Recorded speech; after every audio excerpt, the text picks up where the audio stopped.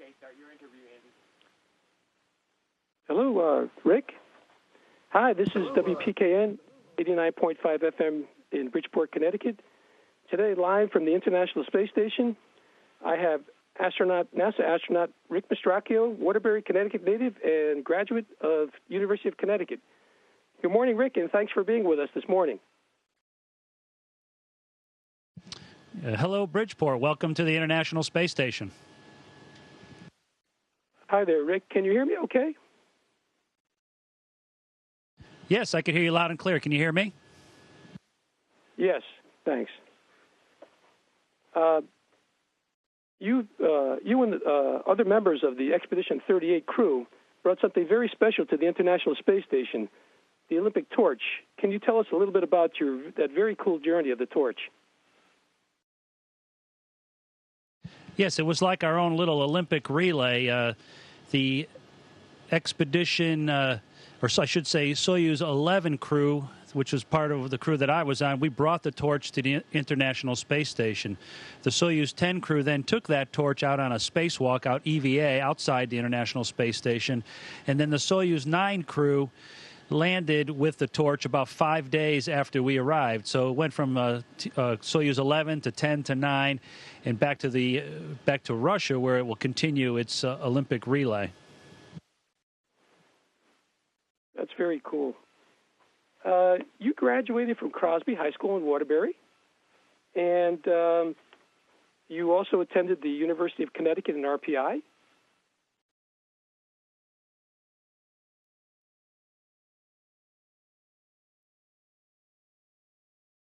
Yes, that's correct. Okay. You also worked for Hamilton Standard. Can you tell us a little bit about your educational experience and work experience while you were living in Connecticut? Okay, yes. After graduating high school in Waterbury, Connecticut, I attended the University of Connecticut. I got a degree in electrical engineering and computer science. And once I graduated from UConn, I went right to work with Hamilton Standard in Farmington, Connecticut. There we were developing guidance systems and flight control systems for various aircrafts and satellites. And it was while I was there that I went to night school in Hartford, Connecticut, attending RPI, a branch of RPI in Hartford, Connecticut. And after about 5 years, I started applying as a NASA astronaut, and I didn't get the job right away, but I was called down to become an engineer at the Johnson Space Center, so I left Waterbury area in 1987 to start my career at the Johnson Space Center.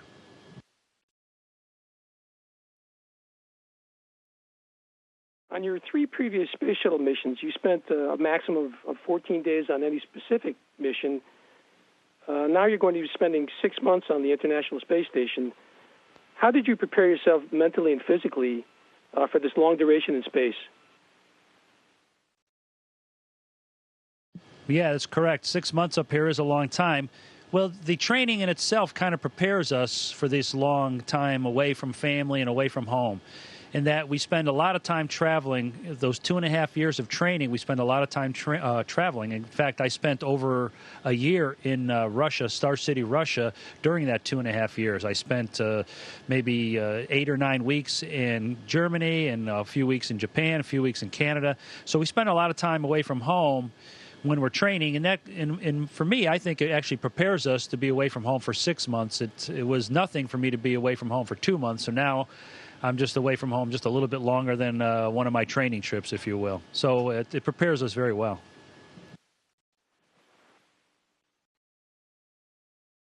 You've helped build the International Space Station. You actually bolted segments of the station together. That's very cool, and now you're working there. Can you tell us what a typical day is like on the station, what it's like to work, eat, and sleep in microgravity? Yeah, well, I could just talk about just today, for example. It's been an interesting day so far. It's only about half over. We were working and checking out one of our spacesuits that we did some repairs on a few months ago. And then on the other side of the space station, the Japanese module, they actually launched 3 small satellites from the Japanese robotic arm, and we got some great photos and video of that. Meanwhile, there's lots of research and science going on. Just off to my left, just off camera, there's a great experiment going on right here. And that's happening around the clock, basically, experiments and research. So it's a very busy place, and it's very exciting to be a part of it. Rick, you're basically free-falling as the International Space Station follows the curvature of the Earth. I know you're traveling at 5 miles per second. And I'm watching you. You kind of look like you are kind of free-falling a little bit. But I'd like to know, what's the sensation you feel when you're weightless in space? Well, it changes. When you first get here, you get it takes you a little time for your body to adapt. It's quite a change coming from a 1G environment to a 0G environment, if you will. It takes time. You get a lot of blood rushes to your head. It takes several days for that to kind of your body to equalize all that. Of course, there's the queasiness that you can get from almost like being on a constant roller coaster. That takes a few days to get over for some people. Some people don't get it at all.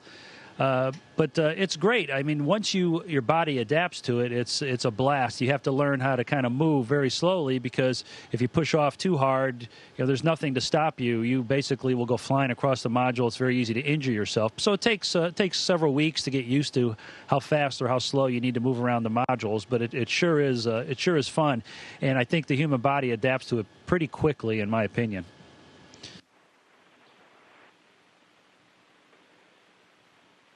You've been on 3 space shuttle missions and had 6 spacewalks. My question is, do you have any EVAs planned for this mission while you're on the International Space Station? There are no American or U.S. OS EVAs planned. There are some Russian EVAs. We had the one with the torch just about a week and a half ago, and there's another Russian EVA planned in, I think, a couple of weeks. And then there'll be some after the new year. But there's no U.S. or American EVAs planned at this time. But, of course, we are always ready to perform spacewalks. If there's some kind of malfunction outside that we have to go out and replace a box or fix a connection or something like that, we're always ready to do that. You've posted some wonderful images of the Earth from space through social networking. Is there a favorite place for you to look at on the Earth from space?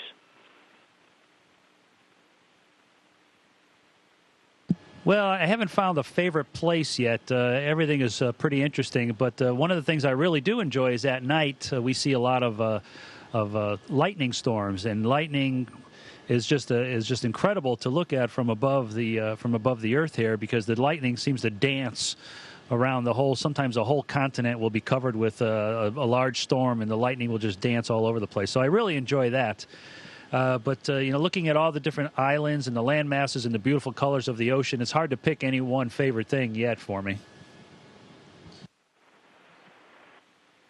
Of course, all of our listeners here in the local area, of course, Fairfield and New Haven counties, would like to know if you still follow UConn sports. Yeah, it's a little difficult up here, but I'm always looking, checking out the newspaper, seeing how the team's doing, and every once in a while they're even on TV in Houston, believe it or not.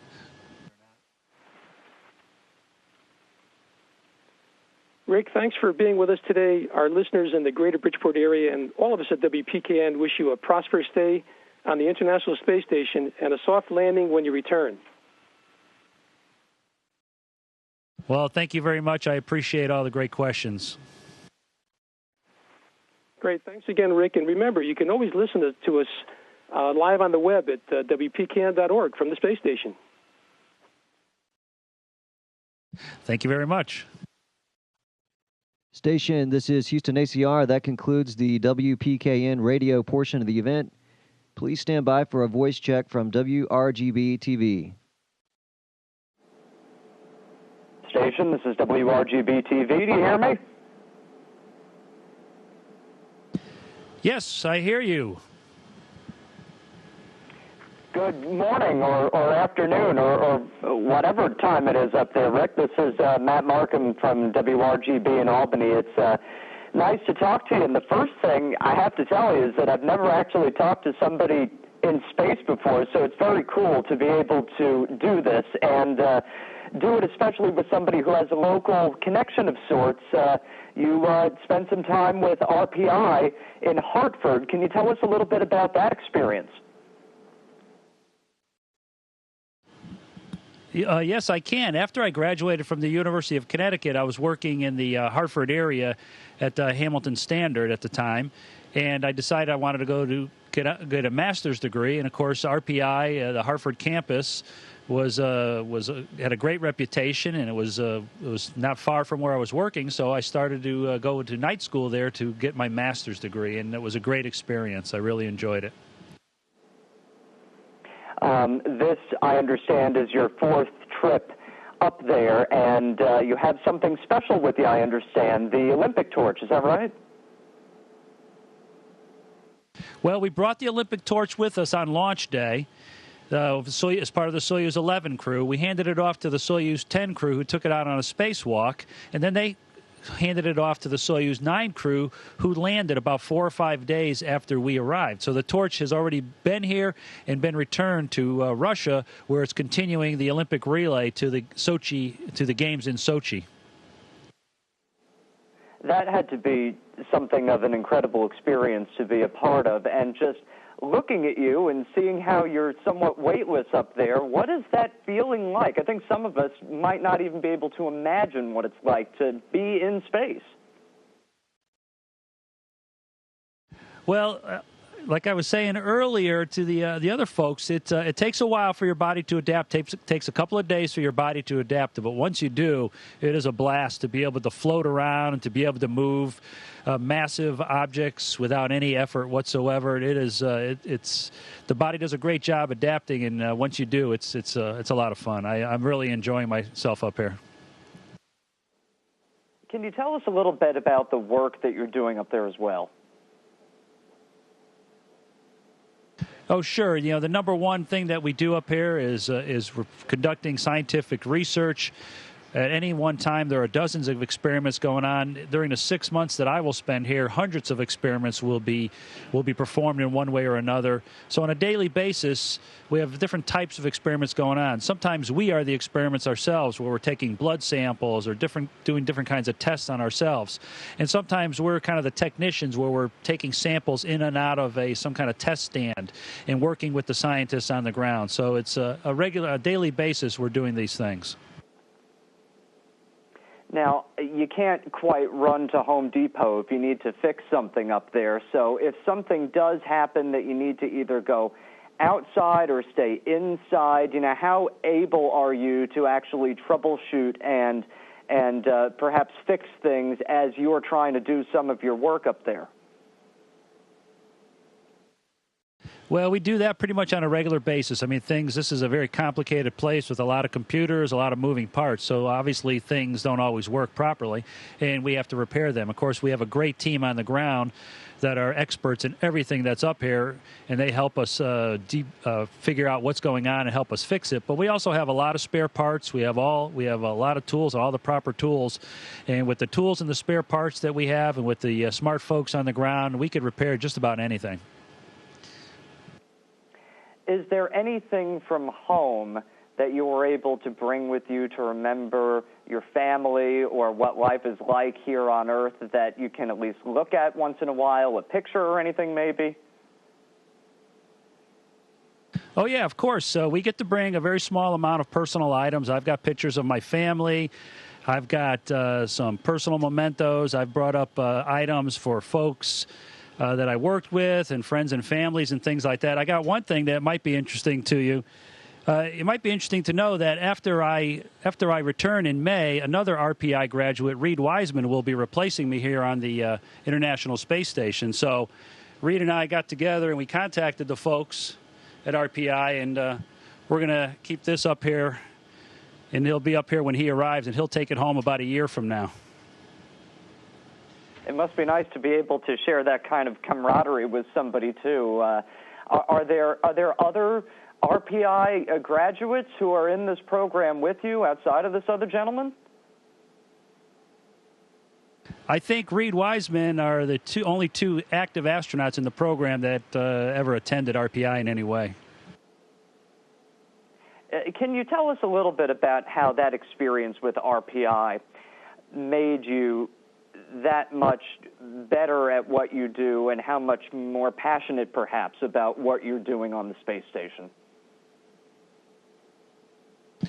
Well, of course, you know, all the experiences you experience in life obviously help you become the person that you are. I think my time both at the University of Connecticut and at RPI helped me become a much better engineer, and that gave me the confidence to apply to NASA. I think it also gave me the qualifications that I needed to get into as an engineering program at NASA, and then eventually get selected as an astronaut. So without my schooling at UConn and RPI, of course, I could not be where I am today. The last question I think I would have for you is, as somebody who has been where few men have been before, what's one thing maybe you learned on the space station, one thing you saw that really just kind of took your breath away that very few other people will ever be able to experience? Oh, that's a tough question. I would have to say the best thing was probably my spacewalks. When you go out on a spacewalk, you know, you're like your own little spacecraft out there, and you have this great view through your visor. And the views of the Earth and just kind of floating above the Earth while you're trying to repair or try to build the International Space Station, those memories are burned in my brain, and I will never forget those. They were some great views, and I can never forget those. Wow. Well, it was a real honor to talk with you. Thank you very much for taking some time out of your day. It was a real treat for us to be able to talk to somebody on the space station. And one other thing maybe I would ask you before I let you go. What's the rest of your day look like? How do you plan your day? It's 9:47 here in Albany, New York. What's the rest of your day like up there? Well, we already had a busy day today. It's kind of towards the end of our day up here. We did some spacesuit checkout and repair this morning. We also launched 3 small satellites off the Japanese robotic arm. We got scientific experiments going on. So I've got a few more tasks for today, but the day will be over in a couple hours for us up here. All right. Well, no rest for the weary then, and we'll let you go back and do some of that. But, sir, it was a real pleasure to speak with you, and all the best up there. We appreciate your time and look forward to you coming back. Well, thank you very much. Station, this is Houston ACR. That concludes the event. Thank you. Thank you, WPKN Radio and WRGB-TV station. We're now resuming operational audio communications.